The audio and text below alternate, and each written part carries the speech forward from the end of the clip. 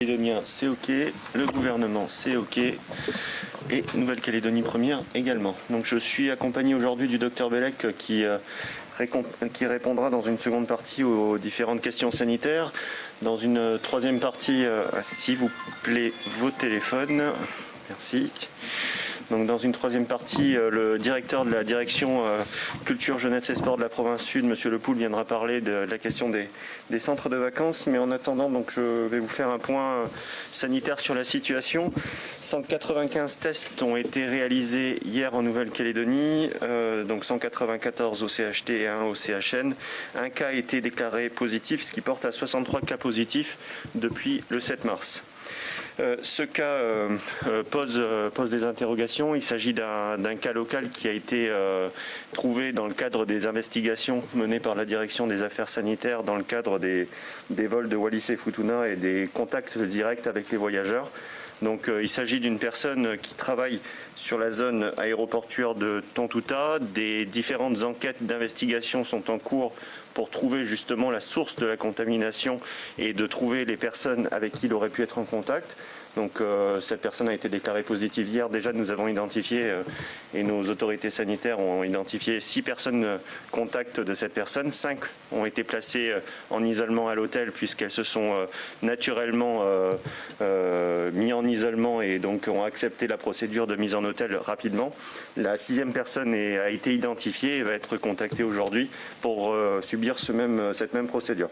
D'autres personnes qui auraient pu être en contact professionnellement avec cette personne sont en cours d'identification et vont faire l'objet de la même procédure. Donc la procédure d'investigation qui est en cours depuis maintenant 1 an par la direction des affaires sanitaires continue et permet justement ces recherches.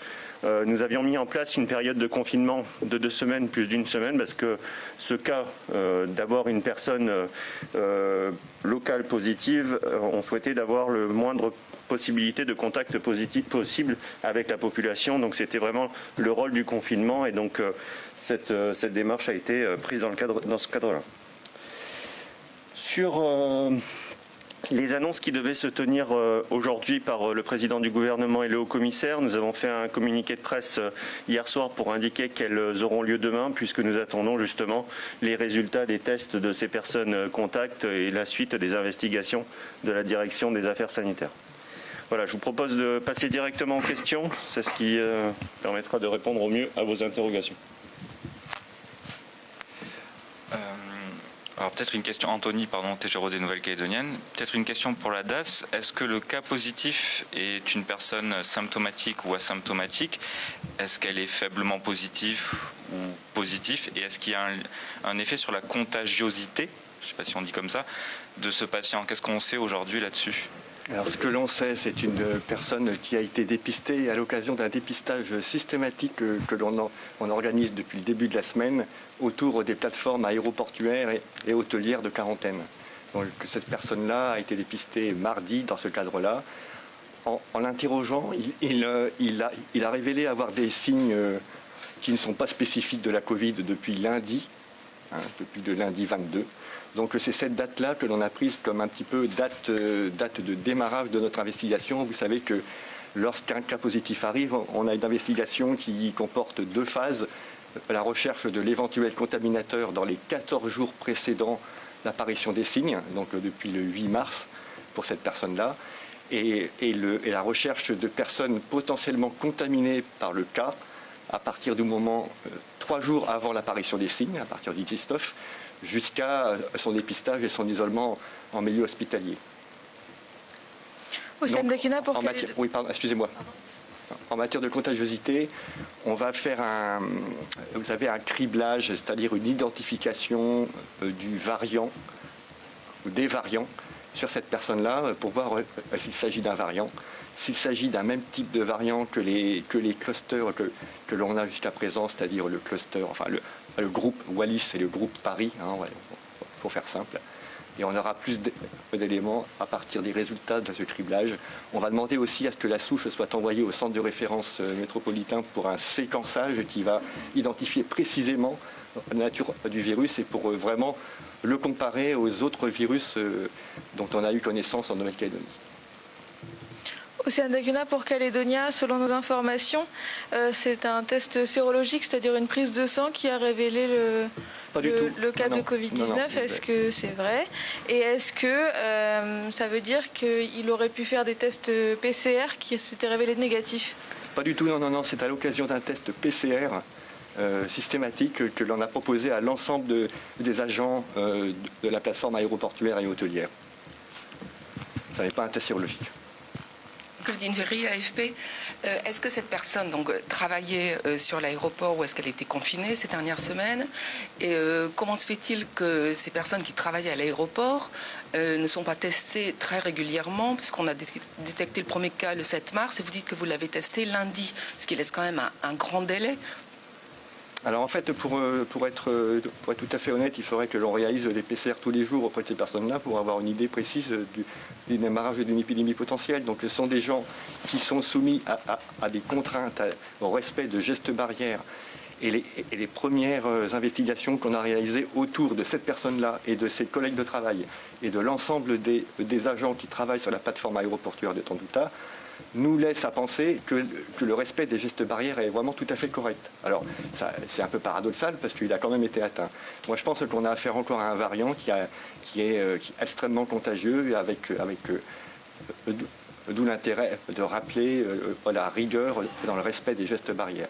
Mais il n'est pas question qu'on puisse tester régulièrement par un test PCR tous les agents, puisqu'un test PCR nous donne une indication à un moment donné, mais il faudrait pouvoir le recommencer régulièrement pour avoir une idée précise en temps réel de la contagiosité autour de ces personnes-là.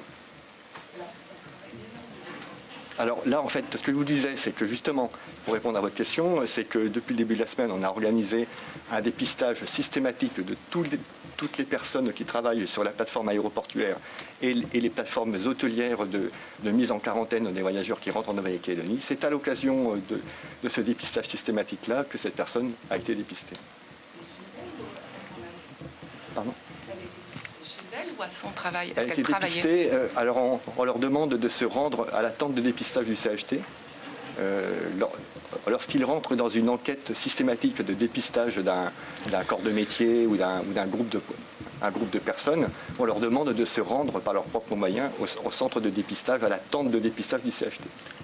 Mais la personne travaillait pendant cette période pour répondre. Oui, voilà. La personne travaillait. Voilà. Nicolas Legrand, Radio Rythme Bleu. Juste pour être bien précis, la personne travaillait avec un protocole de gestes barrières et de distanciation sociale au sein de la plateforme aéroportuaire qui est bien plus important, et ce qu'a rappelé le docteur Bellec, que dans des conditions normales. Mais par contre, quand il est rentré dans son cadre privé, c'est la période de confinement était là justement pour qu'il ait le moins de contacts possible avec d'autres personnes, ce qui réduit le nombre de personnes contacts potentielles. Bien sûr. Nicolas Legrand, Radio Rythme Bleu. Si cette personne travaillait sur la zone aéroportuaire, elle faisait donc partie des personnes prioritaires pour la vaccination. Est-ce qu'on sait si elle avait été vaccinée? Alors, c'est une personne qui rentrait effectivement dans la liste des personnes prioritaires à la vaccination, mais qui n'était pas vaccinée.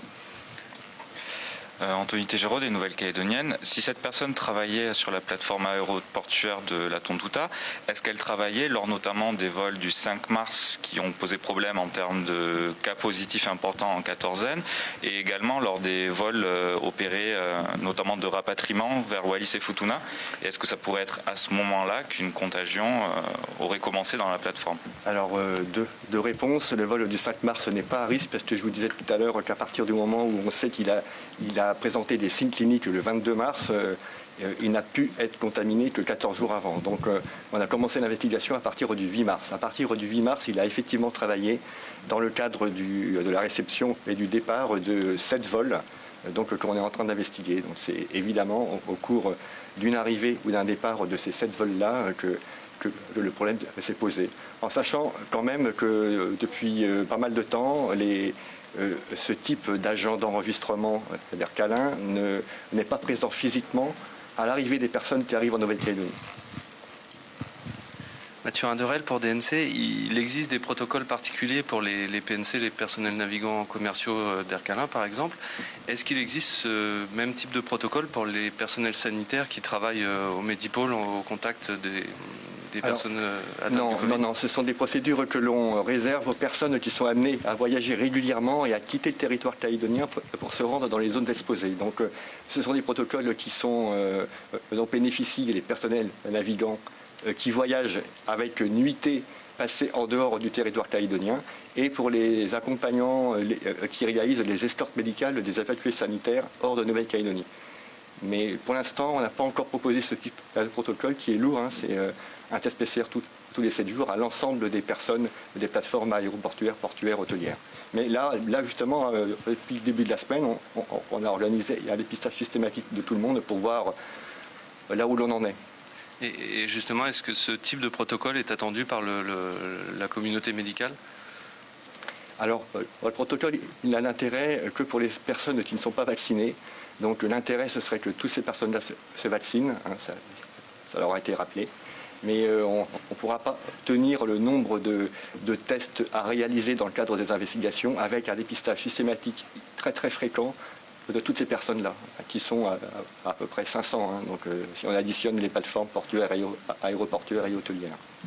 Juste pour compléter sur votre question, enfin, ça a été rappelé par le docteur, la réponse c'est la vaccination. C'est-à-dire que depuis le début, on dit que les personnes qui peuvent être en contact avec des personnes qui sont positives sont prioritaires pour se faire vacciner. Tous ont eu la proposition de se faire vacciner. La vaccination n'est pas obligatoire en Nouvelle-Calédonie, mais par contre, la seule réponse à ça et pour casser la chaîne de transmission du virus s'il devait être en Nouvelle-Calédonie, la seule réponse c'est la vaccination. Et donc, on travaille tous les jours avec les services de l'État pour avoir des doses, et je vous le rappelle tous les jours le nombre de doses que nous allons recevoir dans les prochains jours, mais les personnes qui pourraient être en contact avec des personnes positives ont toujours été des personnes prioritaires dans la vaccination. Juste pour revenir sur les tests, donc on a découvert un nouveau variant, le variant breton, donc en métropole, qui visiblement ne peut pas être dépisté via le PCR. On utilise essentiellement le test PCR en Nouvelle-Calédonie. Est-ce que la découverte de ce nouveau variant pourrait amener à une évolution dans la stratégie des tests en Nouvelle-Calédonie? Je vais vous répondre que dans la mesure où on l'a dépisté, il ne s'agit pas d'un variant breton. Ça, déjà, on en est sûr, sinon on ne l'aurait pas dépisté. Bon, alors maintenant, c'est une question qui est réfléchie au niveau mondial et national. Qu'est-ce que l'on fait vis-à-vis de ce fameux variant breton? À mon avis, dans les jours qui viennent ou les semaines qui viennent, un test PCR spécifique va être produit. Maintenant, on a le génome de ce variant breton. Et ils vont donc réadapter les tests de dépistage pour que les protéines particulières de ces variants puissent être reconnues par les tests de dépistage. C'est une question de temps. Nicolas Legrand, Radio Rythme Bleu, il me semble que vous ayez dit que cette personne était à l'enregistrement et donc pas présent à l'arrivée des voyageurs en Nouvelle-Calédonie, ce qui veut dire que la personne responsable de la contagion a quitté le territoire. C'était lors d'un départ ou pas forcément? Alors, tout laisse à penser que c'est lors d'un départ ou d'un transit. Ensuite, il y a vraiment une enquête et des investigations qui sont en cours. Le cas a été détecté hier. Il y a déjà beaucoup de choses qui ont été apportées comme information. Il y a eu des auditions qui ont été faites. La personne a été en contact, bien entendu, avec des personnes qui étaient au départ de Nouvelle-Calédonie, mais également, ce que rappelle le docteur, en période en transit. Donc là, il y a tout un travail d'identification et la nature du virus, comme ça a pu être rappelé par le docteur tout à l'heure, nous donnera aussi plus d'informations sur quel type de vol a pu être contaminant. Claudine Berry, AFP, est-ce que dans ce contexte de multiplication des variants et de variants de plus en plus contagieux, la stratégie de zéro Covid va être longtemps tenable ? Notre stratégie première, c'est de vacciner. C'est-à-dire que c'est vraiment la première des choses.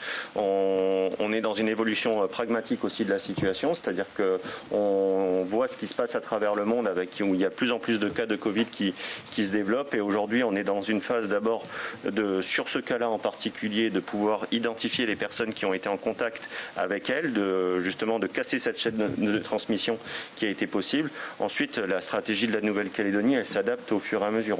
On a été dans une stratégie Covid-free depuis 1 an.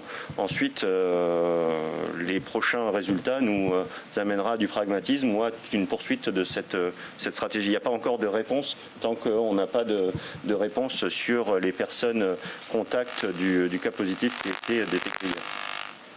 Anthony Tégéraud des Nouvelles-Calédoniennes, sur la question des dépistages justement, est-ce que ce nouveau cas qui n'est pas en quatorzaine pourrait faire changer la stratégie de dépistage et peut-être amener à une stratégie de dépistage plus massive?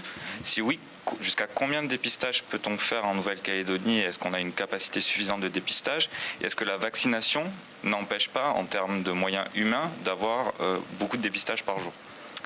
Alors, l'évolution de la stratégie de dépistage, oui, il faut maintenant qu'on passe à un dépistage en population générale qui existait déjà, mais qui était un petit peu perturbé par le rythme de dépistage que l'on demandait de réaliser au CHT dans le cadre des investigations.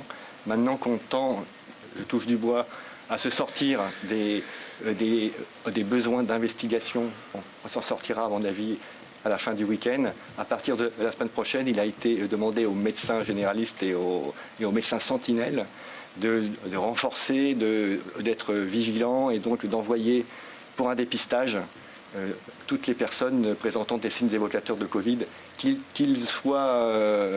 aient eu contact avec des personnes de Wallis ou du vol parisien ou non. Et le réseau Sentinelle va être renforcé aussi. Vous savez que c'est un groupe de médecins répartis de façon harmonieuse sur le territoire, à qui on demande toutes les semaines de réaliser des prélèvements ou nasopharyngés ou buccaux ou des prélèvements de sel, etc. Donc selon les pathologies qu'on recherche sur quelques patients qu'ils rencontrent au cours du premier jour de la semaine. Là, on va leur demander de le faire systématiquement pour tous les patients qui présentent des signes évocateurs de Covid. Je me demandais la capacité de nombre de tests par jour également en Calédonie, quelle est-elle? Alors elle est en gros de 500 tests PCR par jour. Là on a été aussi gêné, enfin le laboratoire du CHT a été gêné par la demande de tests sérologiques. Dans le cadre de l'investigation des personnes venues de Wallis depuis souvent bien longtemps, donc pour lesquelles les tests PCR n'auraient pas été pertinents. Donc il a fallu qu'on les teste par des tests sérologiques qui apprécient la présence d'anticorps dans leur sang, même si la contamination a eu lieu il y a 3 mois, 6 mois, 1 an. Donc c'est des examens très très chronophages pour le laboratoire et qui a perturbé le rythme de réalisation des PCR. Mais tout va rentrer dans l'ordre dès lors que l'on aura, j'espère, fini de faire des prélèvements systématiques sérologiques de groupes de personnes. Bonjour, Henri Nello pour Calédonia. Est-ce que les objectifs de vaccination que vous annoncez sont réalistes étant donné les pénuries de vaccins en France? C'est déjà réaliste puisqu'on est au-delà de nos objectifs. C'est-à-dire que ce que j'indiquais depuis le début de la semaine, on a atteint finalement à la fin mars les objectifs qu'on s'était fixés dans les cours des premières semaines d'avril avec un niveau de doses administrées aux Calédoniens. On est aujourd'hui à 26 676 doses précisément qui ont été administrées aux Calédoniens. On travaille avec les services de l'État. On va recevoir donc cette semaine 9 360 doses. La semaine prochaine 5 850 et en S14 et S15 dans les semaines suivantes aussi 9 360 doses qui nous permet d'avoir un rythme de vaccination qui correspond justement à nos objectifs depuis le début. C'est vraiment un point sur lequel nos services sont particulièrement mobilisés et je les remercie pour ça. Qu'on est quasiment en visioconférence avec les services de l'État en permanence pour être justement en livraison permanente de vaccins pour la Nouvelle-Calédonie. On a la chance de pouvoir bénéficier du vaccin Pfizer qui est efficace contre le variant anglais. C'est toujours important de le rappeler puisque c'est un des rares qui est efficace contre ce variant qui est extrêmement contagieux. Donc du coup, on est vraiment dans un approvisionnement qui est à flux tendu mais qui est efficace. Mathieu Inderet pour DMC, je voudrais juste revenir sur les investigations. Selon nos informations, la Nouvelle-Calédonie aurait eu accès à un logiciel gratuit proposé par l'OMS. Donc je voulais savoir si vous pouviez le confirmer et je voulais savoir du coup si la DAS en fait l'utilisait pour faciliter et accélérer justement les procédures d'enquête. Alors c'est vrai, il s'agit du logiciel GoData qui est utilisé dans de nombreux pays et qui est mis à la disposition par l'OMS sous réserve de mettre en place des formations. C'est un logiciel relativement compliqué qui ne ressemble pas à d'autres logiciels sur la place. Donc certaines personnes de la DAS ont été formées, mais les formations qui étaient en cours de mise en œuvre sont tombées au moment où est survenu le problème qu'on tente de résoudre maintenant. Donc les investigations premières n'ont pas pu bénéficier de la mise en œuvre de ce logiciel-là. Nicolas Legrand, Radio Rythme Bleu, quand vous dites que les investigations seront terminées, vous l'espérez, ce week-end, c'est-à-dire qu'on aura retrouvé 100% des voyageurs de Wallis et ils seront tous testés, c'est bien cela? Alors les voyageurs de Wallis, on les a quasiment trouvés, ceux qui sont restés sur le territoire, on les a tous trouvés. Il reste des personnes qui sont reparties à Wallis et Futuna, donc pour lesquelles on a échangé avec les autorités sanitaires de Wallis et Futuna pour savoir si par bonheur ils auraient bénéficié d'un test de dépistage depuis leur arrivée sur Wallis et Futuna pour clore cette enquête-là. Mais au niveau des personnes qui sont restées en Nouvelle-Calédonie, il doit rester quelques individus qu'on a encore du mal à trouver, mais 99% des personnes ont été retrouvées.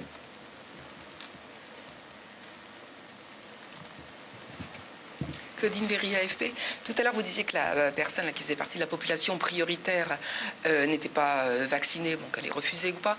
Mais est-ce que dans cette première vague de personnel donc, qui étaient prioritaires, est-ce qu'il y a eu beaucoup de refus de se faire vacciner ou pas? Alors, ce que je peux juste vous dire, c'est pas forcément des refus, c'est souvent des attentes en fait pour la personne en question. C'est un peu ça. C'est pas un refus idéologique, c'était juste une demande de délai de réflexion supplémentaire. Par rapport au pourcentage de gens, des personnels dits prioritaires qui sont fait vacciner, on a des chiffres qui sont plutôt intéressants sur les hôtels et sur la plateforme aéroportuaire, si je m'y retrouve. En gros, on a 75% des personnes prioritaires qui travaillent sur les hôtels et sur la plateforme aéroportuaire de Tontouta qui se sont fait vacciner, au moins pour une première infection. Bonjour, Chloé Mingour pour DNC. De manière générale, les demandes de vaccination sont-elles toujours aussi importantes ? Oui, on a toujours beaucoup de demandes, sauf qu'on a fait une communication depuis quelques temps, justement, dans cette phase de réadaptation, vraiment pour recentrer sur les personnes prioritaires. Je le rappelle, donc les personnes donc, qui peuvent être en contact avec les personnes qui peuvent être positives, les personnes de plus de 65 ans, les personnes qui ont des effets de comorbidité qui sont importants et surtout en priorité également importante, les personnes qui devaient recevoir une seconde dose qui ont été mis sur le haut de la liste. Donc on a été sur une réadaptation de ça, mais on a toujours beaucoup de demandes de personnes qui veulent se faire vacciner. Juste pour revenir sur les chiffres des personnels à vacciner, vous avancez le chiffre de 75% pour les personnels des hôtels et de l'avion. Qu'en est-il pour le personnel médical? Est-ce que vous avez des chiffres? Alors le personnel médical, on doit avoir les chiffres. Médecins généralistes, par exemple, ils sont à 82%, quel que soit leur secteur d'activité, libéraux ou salariés. On est plutôt dans des chiffres intéressants. Et au CHT, du coup? Et pour le personnel du CHT? Alors, au CHT, on n'a pas la donnée précise. On a voulu prioriser les médecins généralistes parce que ce sont les gens qui sont en première intention, en première ligne du soin de tout le monde. Est-ce que, si vous n'avez pas les chiffres précis, est-ce que vous avez quand même un ordre d'idée? Par exemple, en métropole, il y a une grosse différence entre les médecins, les chirurgiens, les infirmiers, les aides-soignants par rapport à la capacité à accepter ou non le vaccin. Généralement, on a des chiffres assez différents selon les corps de métiers médicaux en France. Est-ce que c'est le cas ici aussi? Alors là, on pourra vous donner ces chiffres-là, bien sûr. Hein. Il faut qu'on extrait de la base de données qui est compliquée, hein, ces données-là. Profession par profession, la formation peut être extraite, il n'y a pas de souci. On donnera plus. On va peut-être passer à la question des CVL, puisque donc ces informations, on vous les donnera un peu plus tard, mais il y a des décisions qui doivent être prises rapidement, notamment pour l'organisation des parents sur les centres de vacances, et c'est pour ça qu'on a souhaité que le directeur de la culture, de la jeunesse et des sports de la province sud puisse être parmi nous aujourd'hui. Monsieur Bellec, merci beaucoup pour vos informations. Ça va juste être nettoyé. Donc,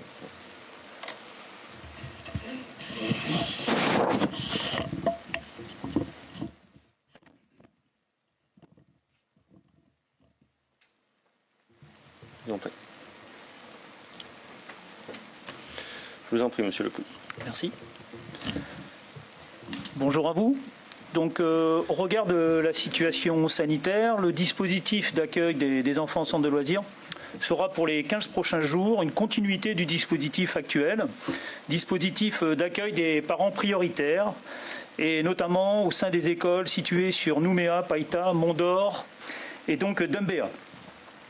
Pour rappel, seuls les enfants des parents dont l'un est prioritaire et le deuxième est essentiel au fonctionnement de l'entreprise ou de la structure et ne peut pas travailler en télétravail peuvent bénéficier de ce dispositif. Donc il y aura un tarif unique de 15 000 francs par semaine. Je précise que les enfants pourront être accueillis le lundi de Pâques, puisque le lundi de Pâques va se retrouver au centre des vacances.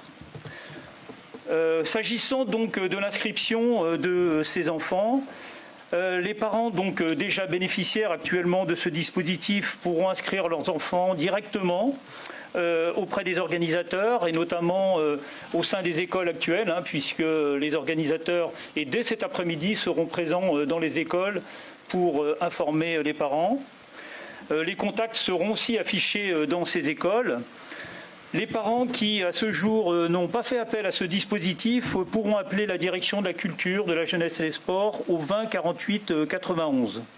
Et enfin, toutes les informations utiles seront affichées sur le site de la province Sud.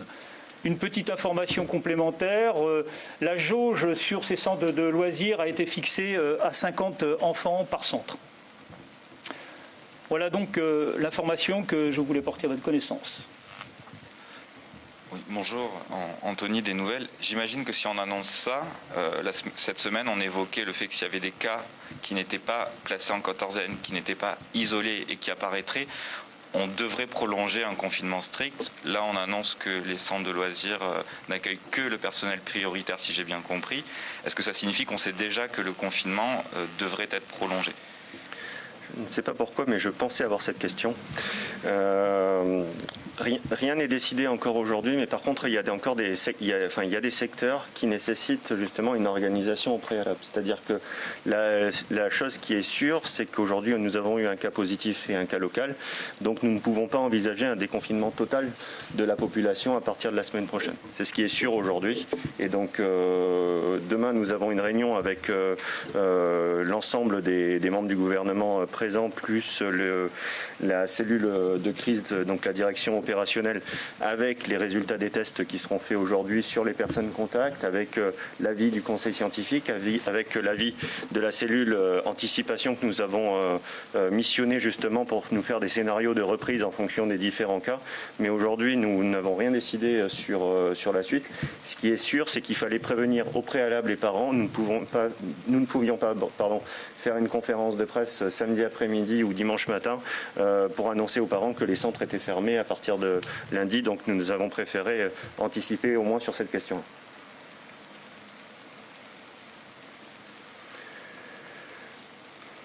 D'autres questions ? D'autres questions d'ordre général ? Non, très bien. Donc le point presse se tiendra demain par le président du gouvernement et le haut-commissaire.